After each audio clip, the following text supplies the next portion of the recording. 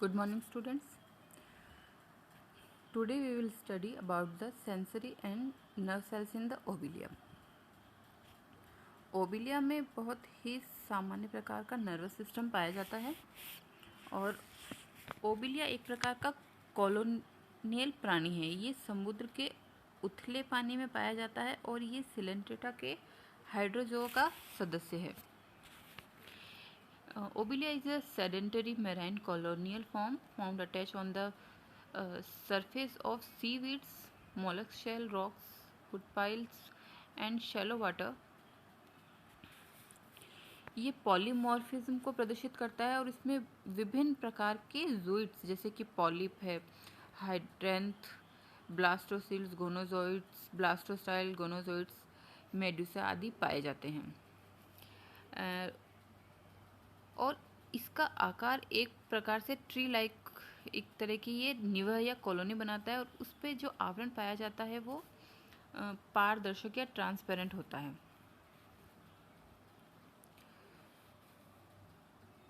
इसमें कोशिकाएं दो स्तरों में व्यवस्थित रहती हैं। बाहर जो स्तर पाया जाता है वो एक्टोडर्म और अंदर की तरफ जो स्तर पाया जाता है उसे एंडोडर्म कहते हैं। इन दोनों ही स्तरों के बीच में एक अकोशिकीय यानी कि नॉन सेलुलर स्तर मीजोग्लिया पाया जाता है। दोनों कोशिकीय स्तर विभिन्न प्रकार की कोशिकाओं के बने होते हैं और इन्हीं में संवेदी तंत्रिका कोशिका भी पाई जाती है। Both the ectoderm and endoderm are made up of different types of cells, and among the various types of cells, two categories are found: the sensory cells and the nerve cells। सबसे पहले हम sensory sales यानी कि संवेदी कोशिकाओं के बारे में पढ़ेंगे। Sensory cells are present between the epithelial muscle cells in the ectoderm and endoderm layer. यानी कि ये कोशिकाएं ओबिलिया के दोनों स्तर एक्टोडर्म और एंडोडर्म में पाई जाती है और ये कोशिकाएं पतली और तर्करूपी होती है। ये शरीर के अंदर एक तंत्रिका का जाल बनाकर फैली रहती है और ये कोशिकाएं एंडोडर्म की अपेक्षा एक्टोडर्म में ये अधिक पाई जाती है। एक्टोडर्म में भी ये जो टेंटिकल्स के आधार पर या फिर जो कोन होता है वहाँ पर इसकी संख्या अधिक होती है। मॉडिफाइड न्यूरल प्रोसेस और filaments originate at the proximal and connected to the nervous system. A large nucleus is present in the cytoplasm of the sensory cell। यदि हम एक सेंसरी सेल की संरचना के बारे में देखें तो हम देखते हैं कि इसके अंदर मध्य भाग में एक न्यूक्लियस पाया जाता है।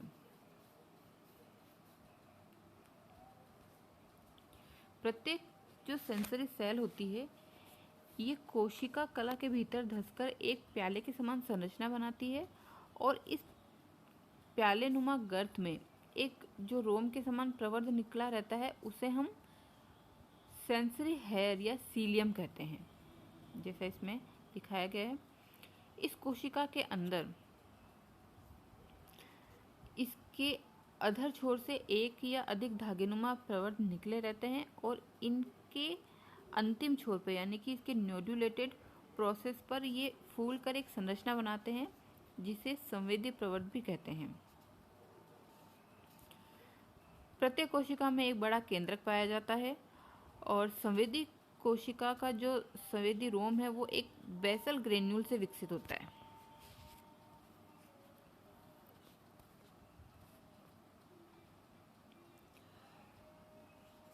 और इसकी जो संरचना होती है वो एक सामान्य सीलिया की तरह ही होती है। Sensory hairs that exist at the apical end of the cell are basically cilium and are structurally composed of 9 peripheral and 2 central fibers। एक सामान्य सीलिया की जैसे संरचना होती है इसमें भी बिल्कुल वैसे ही 9 जो तंतु फाइबर होते हैं वो पेरिफेरल होते हैं और 2 सेंट्रल इसके अंदर तंतु पाए जाते हैं। इसमें माइटोकॉन्ड्रिया और जो छोटे वेसिकल्स होते हैं वो भी यहाँ पर उपस्थित होते हैं। The number of sensory cells is relatively high compare to the ectoderm Sensor cells act as the appropriate receptor for the environmental stimuli such as the touch, action, temperature, adjustment and chemicals. क्योंकि ये कोशिकाएं एक तरह से संवेदनाग्राही या संवेदी neuron की तरह कार्य करती है, इसलिए ये संवेदनाओं को ग्रहण करती है और उन्हें आगे प्रसारित भी करती है। इसका मतलब है कि ये जो वातावरण में होने वाले विभिन्न उद्दीपन होते हैं उनके प्रति ये संवेदनशील होती है, जैसे कि स्पर्श है, लाइट है, टेम्परेचर है, कोई किसी प्रकार का केमिकल है या टेम्परेचर में होने वाला परिवर्तन है, उनके प्रति ये बहुत ज़्यादा संवेदनशील होती है।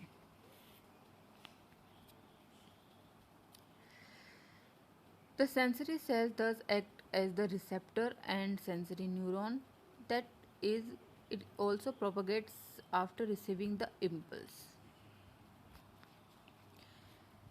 दूसरी प्रकार की कोशिका है वह है नर्व सेल यानी कि तंत्रिका कोशिका। Neurons or nerve cells are relatively small in size and they are also present in both ectoderm and endoderm layers. The plasma membrane of these cells has a large number of minute ridges and grooves and the nucleus is small and oval in the shape. इस तरह की जो कोशिकाएं होती है वो coelenterate के सदस्यों में ही पहली बार देखी गई है, उनमें ही विकसित हुई है। ये आकार में छोटी होती है और ये एक्टोडर्म एंडोडर्म दोनों ही प्रकार की लेयर में पाई जाती है।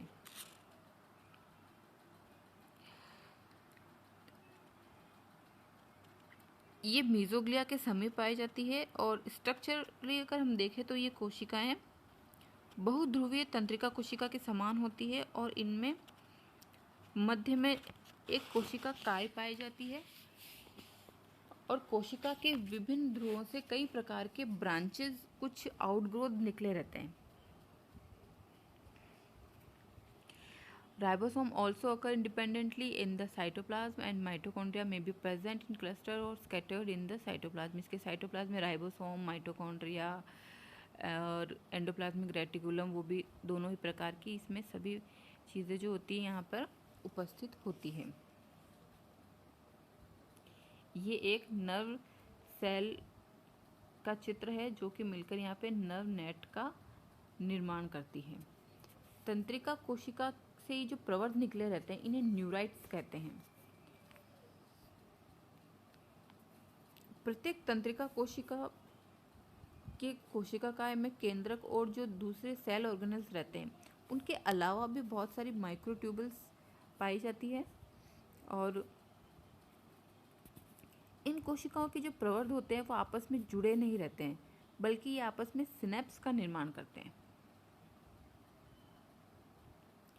The nerve fibers of nerve cells interconnect and form a neural network that is located in the ectoderm and endoderm and which are just outside the mesoglea.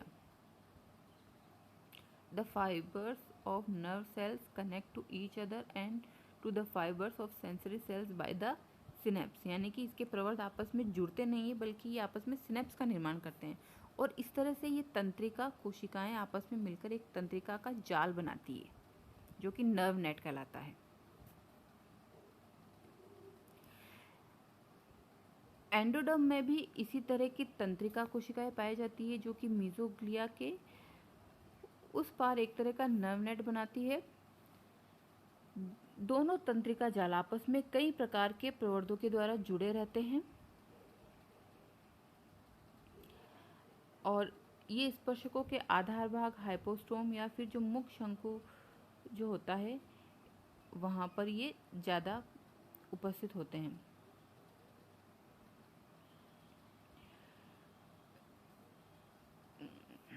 इन कोशिकाओं की उत्पत्ति अंतराली कोशिकाओं से मानी गई है और कुछ तंत्रिका कोशिकाओं से एक प्रकार का सिक्रेशन जो होता है वो भी निकलता है। इन कोशिकाओं को हम न्यूरोसिक्रेटरी सेल्स कह सकते हैं।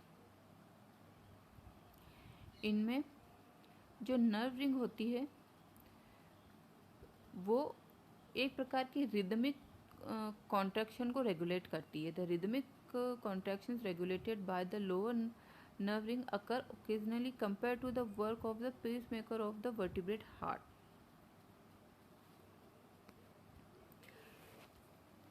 प्रकार से यदि हम इनके फंक्शन की बात करें तो ये कोशिकाएं शरीर की जो अन्य कोशिकाएं होती है उनके संपर्क में रहती है, और ये कोशिकाएं आवेग जो होता है, इम्पल्स जो होता है, उसके प्रसारण यानी कि ट्रांसमिशन ऑफ इम्पल्स का कार्य करती हैं। ओबिलिया मेडुसा में संवेदी कोशिकाएं और तंत्रिका कोशिकाएं जो होती है वो पॉलिप की तुलना में ये अधिक विकसित होती है, क्योंकि मेडुसा एक स्वतंत्र जीवक है, लेकिन पॉलिप जो होता है वो एक निवह यानी कि कॉलोनियल फॉर्म होता है। तो इस प्रकार